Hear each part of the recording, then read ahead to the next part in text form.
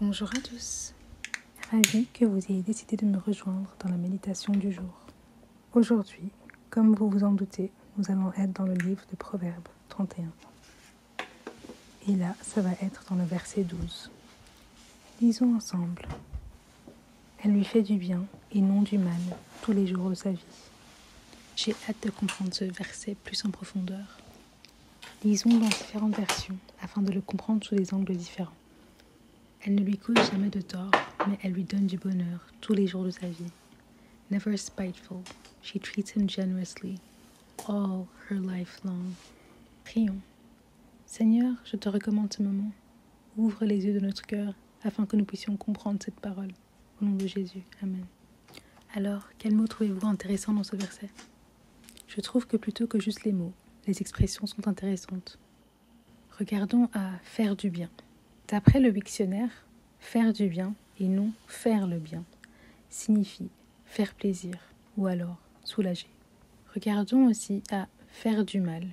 Il signifierait causer du tort, compromettre, desservir, discréditer, faire du tort, léser, nuire, perdre, porter atteinte à et porter préjudice à. Elle ne le compromet pas, elle ne le dessert pas, elle ne le fait pas perdre, elle ne porte pas atteinte à... Elle ne lui porte pas préjudice. Je vous laisse aller en profondeur de ces mots de votre côté. Mais regardons quand même à tous les jours. D'après le dictionnaire, qui se produit tous les jours de façon habituelle, utilisé de façon habituelle, pas de façon exceptionnelle. Donc une chose habituelle pour laquelle on ne cherche pas d'applaudissements ou de reconnaissance. Reprenons avec notre compréhension actuelle. Elle lui fait plaisir, le soulage, il ne le compromet pas, ne porte pas atteinte à ça, ne le dessert pas, ne lui fait pas de tort, ne le perd pas, ne lui porte pas préjudice, et ceci de manière habituelle et non exceptionnelle. Passons un moment de réflexion. Il semble qu'une femme de valeur cherche non seulement à faire plaisir à son mari, mais elle le soulage. Ceci me rappelle le verset Genèse 2:18. Il n'est pas bon que l'homme soit seul, je lui ferai une aide semblable à lui. En effet, la femme de valeur est une vraie aide, non seulement dans le fait de lui faire plaisir, mais aussi dans le fait de le soulager. Soulager était déjà un mot qu'on avait trouvé, mais du coup, allons encore plus loin et regardons au mot soulager. Débarrasser quelqu'un, quelque chose, une partie de sa charge. N'est-ce pas à ça qu'on pense quand on pense à une aide? À quelqu'un qui va en effet nous aider à nous débarrasser d'une partie de nos charges. Retournons au verset. Et ne le compromet pas, ne porte pas atteinte à ça, à son, ne le dessert pas, ne lui fait pas de tort, ne le perd pas et ne lui porte pas préjudice.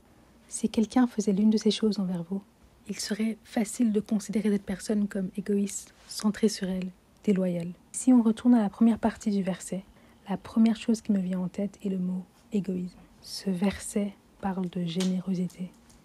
La femme de valeur est généreuse envers son mari, en tout point, dans un monde où les femmes sont sans arrêt encouragées de regarder à elles-mêmes, à leurs préférences, à leurs émotions, à ce qui leur fait plaisir, à ce qui pourrait les soulager, presque en dépit de l'autre. Ici, on nous donne un principe complètement différent. Et en plus, elle fait toutes ces choses sans même les considérer exceptionnelles. Pour elle, c'est normal. Et c'est vrai qu'on ne cherche pas à être loué pour les choses habituelles qu'on fait. N'est-ce pas? Honnêtement, je ne me considère pas comme la plus égoïste des personnes. Mais je mentirais si je disais qu'il n'y a pas des fois où je pense mériter une reconnaissance. Qu'on me donne mes fleurs, comme on dit. Mais ici, il s'agit vraiment de considérer l'autre avant tout. Pas par amour, mais par principe. Car pour faire du bien à une personne, le décharger sans attendre quoi que ce soit en retour, et cela de manière habituelle et sans considérer cela comme exceptionnel, je pense qu'il faut que ce soit quelque chose qui vienne de l'intérieur de soi, que ce soit une décision qu'on ait prise soi-même, remplie du Saint-Esprit, de qui nous recevons toute capacité, et pas une chose qu'on fait par amour pour l'autre, mais plutôt par amour pour Dieu.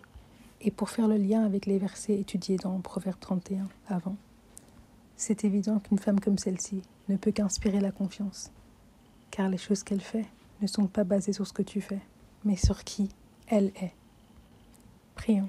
Seigneur, tu nous as révélé cette parole, car tu sais, on en a besoin. Tu as ouvert les yeux de notre compréhension. Tu as permis qu'on puisse comprendre et qu'on puisse voir. Seigneur, permets-nous maintenant d'actionner ce que tu nous as donné. Permets-nous, Seigneur, d'être ce qu'on comprend, afin de pouvoir le transmettre aux autres. Et que plus jamais, Seigneur, le monde puisse nous mentir sur qui on est. Au nom de Jésus. Amen.